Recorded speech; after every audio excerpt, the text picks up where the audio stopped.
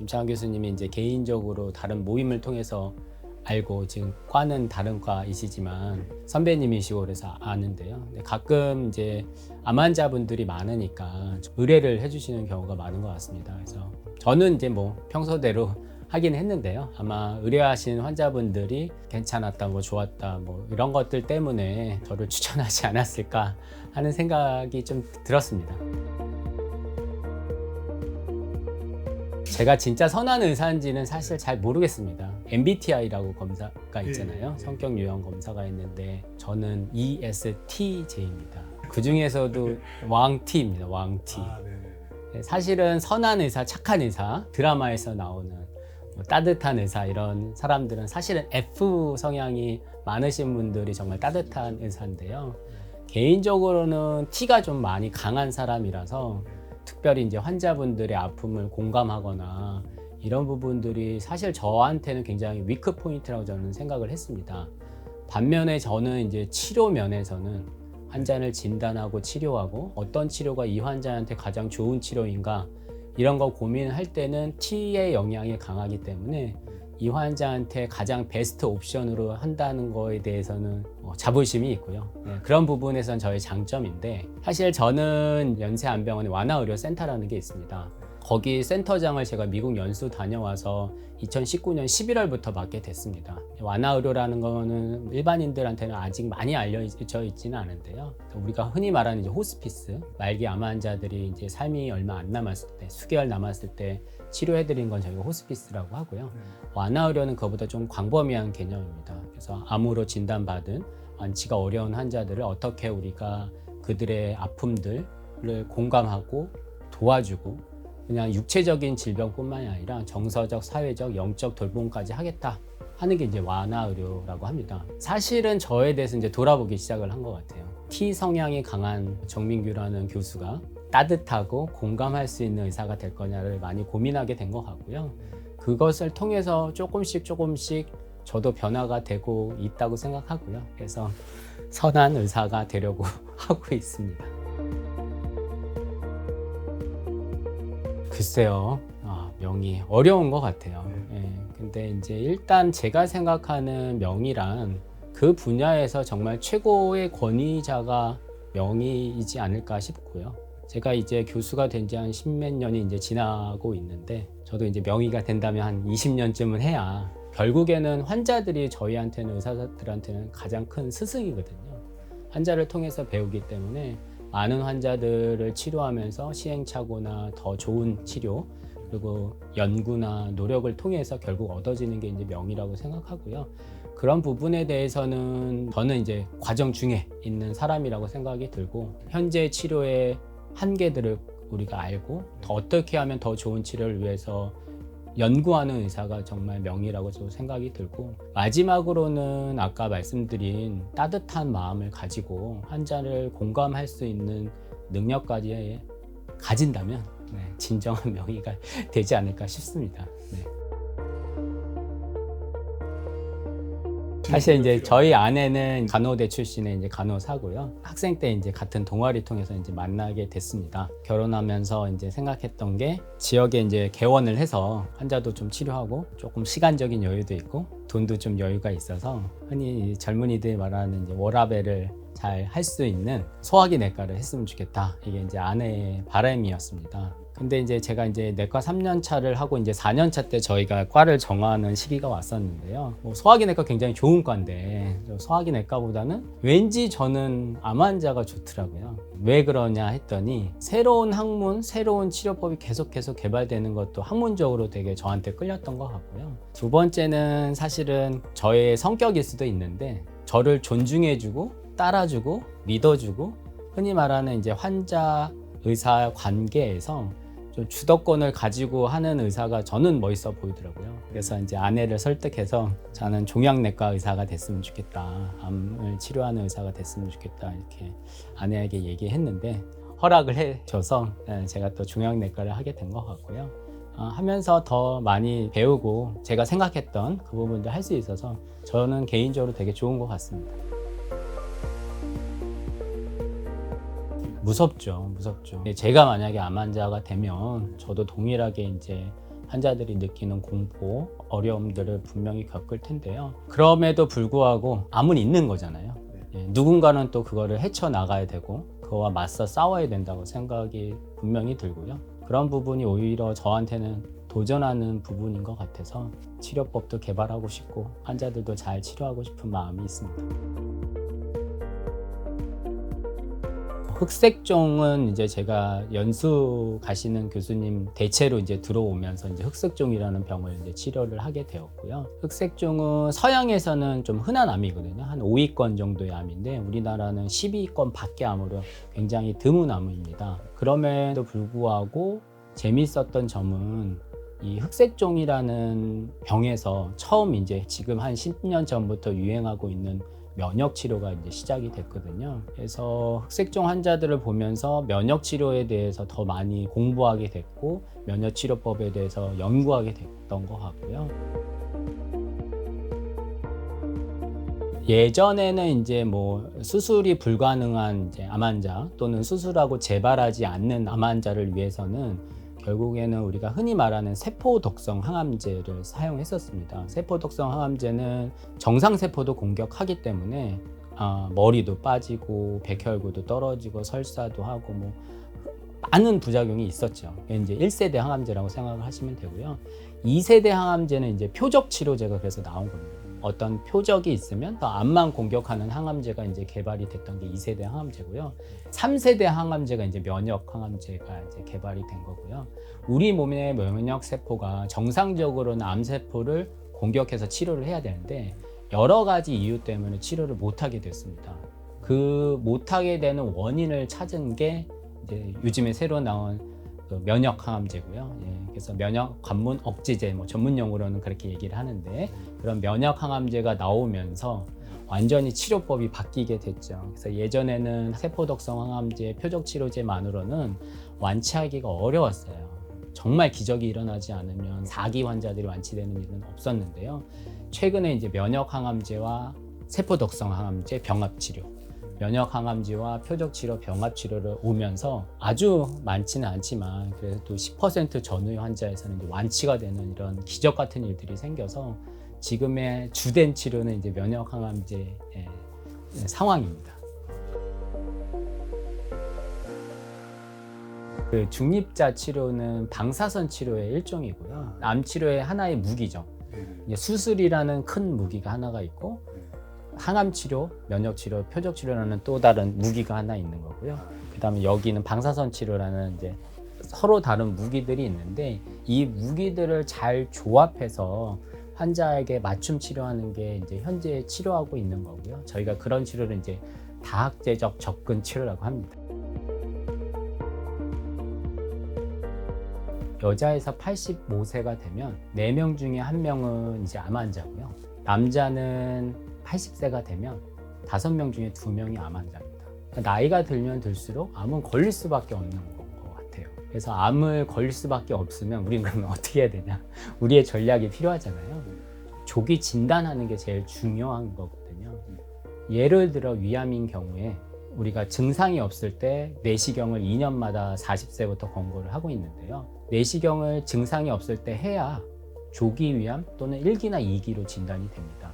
그래서 1기나 2기인 경우에는 내시경적 절제 또는 수술만으로도 완치가 되거든요. 제일 강조하고 싶은 거는 조기 검진만이, 정기 검진만이 우리가 해야 될 일인 것 같습니다. 그리고 뭐 흔히 알려진 술, 담배, 기름에 탄 음식, 짠 음식 이런 것들, 암을 유발할 수 있는 여러 가지 안 좋은 거는 안 할 수는 없지만 적게 해야겠죠. 제일 중요한 이제 운동들 하면서 결국 우리가 할 수 있는 부분들은 최선을 다하고 검진하고 혹 암에 걸리더라도 조기에 진단이 되면 완치가 될 수 있기 때문에 전문의와 상담하시고 치료법을 결정을 하시면 암과 함께 살 수 있는 시대인 것 같습니다.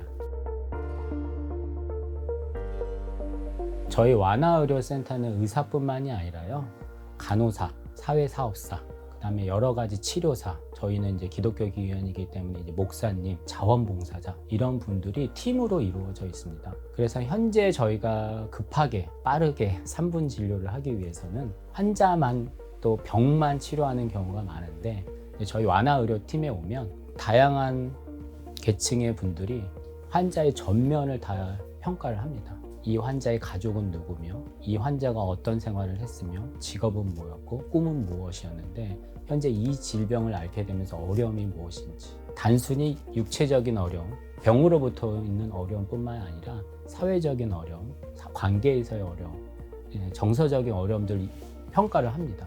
그래서 그 평가를 한 이후에 저희가 이제 회의를 해요. 의사들은 이제 또 환자의 질병에 맞춰서 그 질병 때문에 생기는 여러 가지 고통을 분담하기 위해서는 우리가 약을 치료도 하기도 하고 시술을 하기도 합니다. 그런 부분들을 하고요. 사회사업사 선생님들이 이제 가족과의 관계를 통해서 가족 안에 있는 어려움들을 이제 파악을 하고, 그럼 저희 상담사 선생님들도 이제 찾아가서 상담을 해드리고, 그러면 이제 어떻게 하는 게 좋을까요? 라는 걸 하면 이제 환자들이 자기의 삶을 정리하기 시작합니다. 아, 그러면 나는 내가 원래 꿈은 무엇는데 이것을 마지막 했으면 좋겠다. 내가 원래 가족들이랑 사이가 안 좋았는데 이런 것들을 했으면 좋겠다. 이런 것들을 하게 됩니다. 제 환자들 중에서도 20대 암 환자들도 있고요.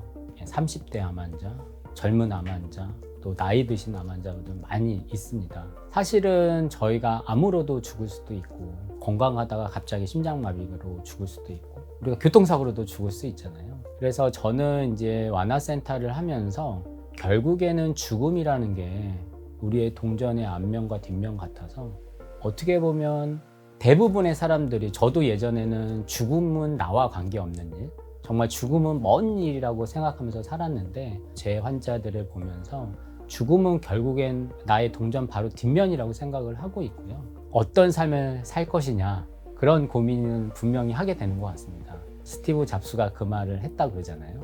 늘 아침마다 일어나서 거울을 보면서 내가 오늘 마지막 날이라면 나는 무엇을 하고 살 거냐 질문들을 본인에게 했다고 하는데요. 저도 뭐 매일 제가 최선을 다해서 오늘의 마지막 날처럼 산다고 말은 못 드리지만, 저는 이제 죽음에 대해서 인식을 하고 살고 있는 것 같아요.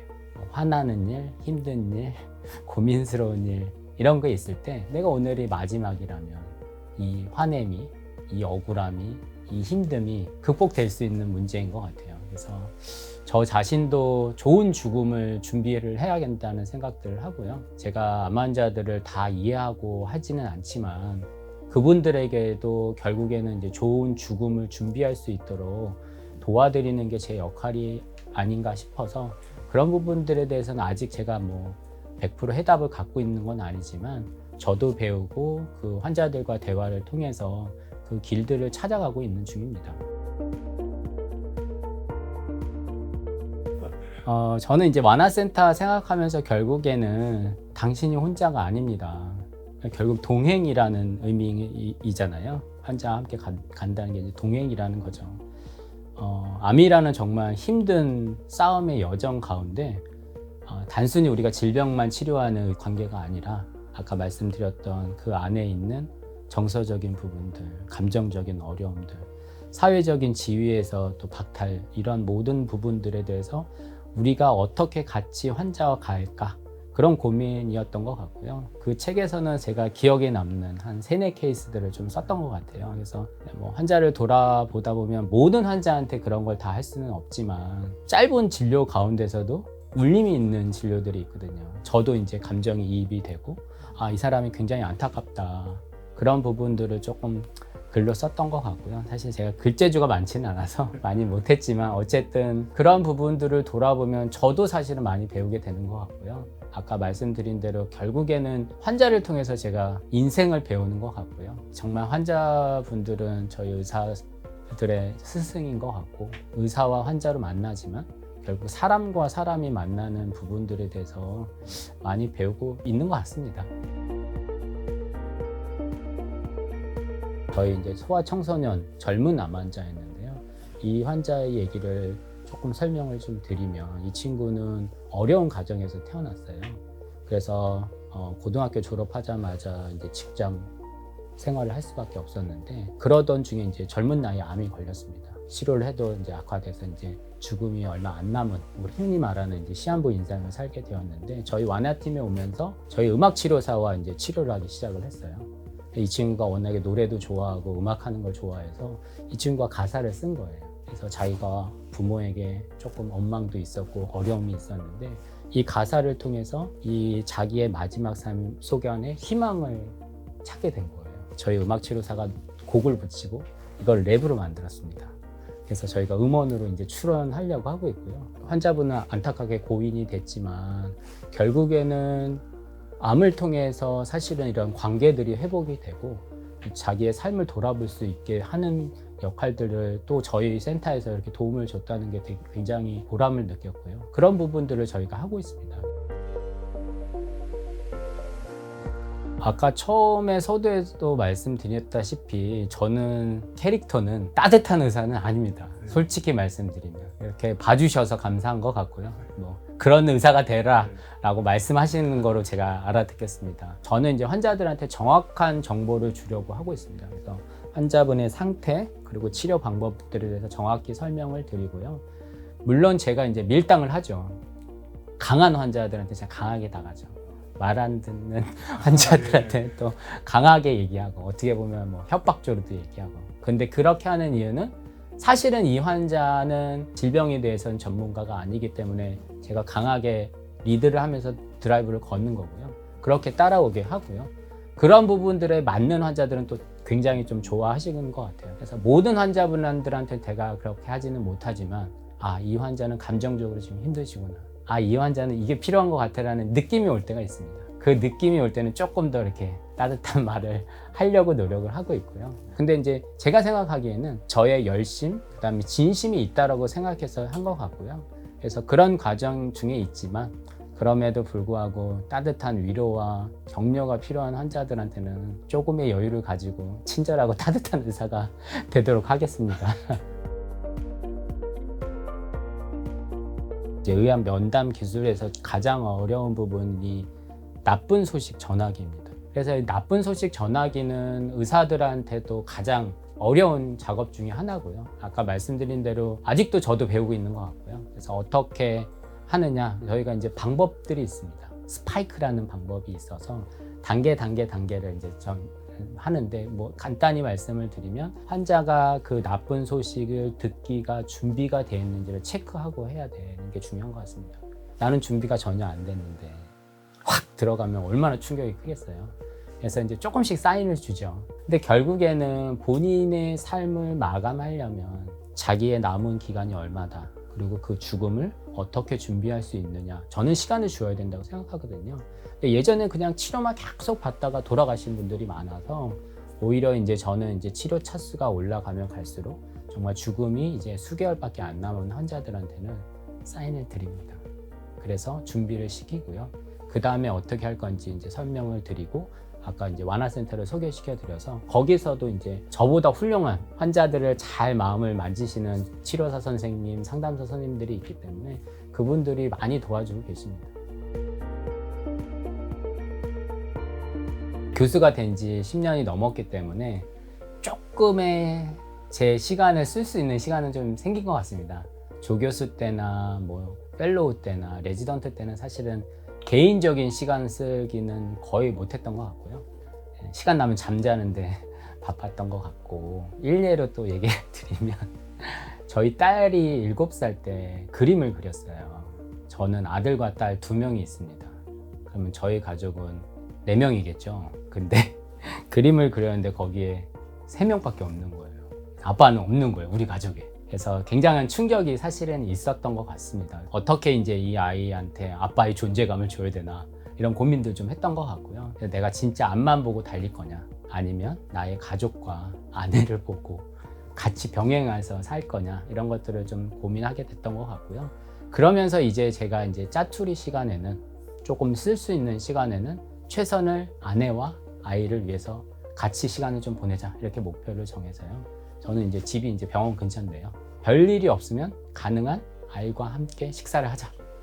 그런 해서 이제 아이들과 이제 밥을 먹기 시작을 했고, 그리고 이제 미국에 연수 갈 수 있는 기회가 2년간 있었는데, 지나면서 아이들과의 관계도 이제 좋아지고, 아내도 저를 기다려주고 믿어주고 참아줘서 아내와도 이제 관계들이 더 좋아지게 됐던 것 같습니다. 그래서 시간이 날 때는 제가 이제 그 목 디스크가 있어서 가능한 이제 걷고 좀 운동을 좀 하려고 하고 있고요. 그래서 아내와 같이 산책하고 그런 것들이 저에게도 큰 힐링 타임, 또 저를 돌아볼 수 있는 시간, 또 아내와의 교제할 수 있는 시간인 것 같아서 그런 시간들이 좋고요. 네, 그렇습니다. 저의 꿈은 두 가지입니다. 특별히 저희 아들이 우리 아빠 같은 사람이 됐으면 좋겠습니다 라는 게 제 꿈이고요. 이룰 수 있을지 모르겠지만, 두 번째는 저희 후배 의사들이 나는 정민규 교수님 같은 의사 선생님, 교수님이 됐으면 좋겠습니다 라는 소리를 듣는 게 사실 제 인생의 마지막 목표입니다. 그래서 그거를 위해서는 사실은 우리가 의학적으로 큰 업적을 이루면 우리 후배들이 따를 수도 있겠죠. 또 제가 사회적으로 또 훌륭한 의사, 교수가 되면 우리 아들이 그렇게 생각할 수도 있겠지만, 사실은 그런 업적만으로 존경한다고 우리가 하진 않잖아요. 그 사람의 인품, 성격, 정말 따르고 싶은 자기의 롤모델, 그런 게 결국에는 최종 목표가 되지 않을까라는 생각을 하고 있고요. 그러려면 나는 그러면 어떤 삶을 살까, 그런 고민들을 하고 있고, 말씀드린 대로 실력 면에서도 정말 전문가, 훌륭한 명의, 정말 최고의 권위자가 돼야 된다고 생각을 하고 있고, 거기에 따뜻한 인격을 함유한 의사가 된다면 제가 생각한 저희 아들이 그래도 아빠 존경합니다 라는 걸 하지 않을까 생각을 하고 있고요. 아직도 부족하고 가는 과정이라고 생각하지만 그 목표를 향해서 열심히 좀 해보겠습니다. 암이라는 정말 힘든 싸움의 여정 가운데 단순히 우리가 질병만 치료하는 관계가 아니라 아까 말씀드렸던 그 안에 있는 정서적인 부분들, 감정적인 어려움들, 사회적인 지위에서 또 박탈, 이런 모든 부분들에 대해서 우리가 어떻게 같이 환자와 갈까, 그런 고민이었던 것 같고요.